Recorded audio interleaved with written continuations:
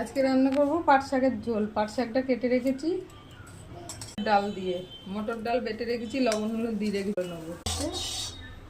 ওগুলো ছোট ছোট করে ভেজে নেব।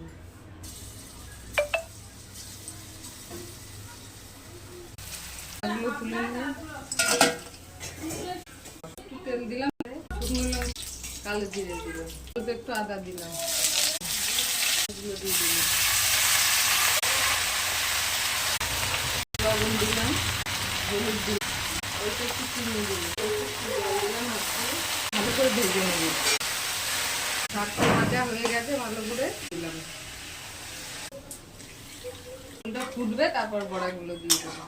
ফুটে গেছে, ডালের বড়াগুলো দিয়ে দিলাম, ফুটাবো, হয়ে যাবে। পাট শাকের ঝোল হয়ে গেছে।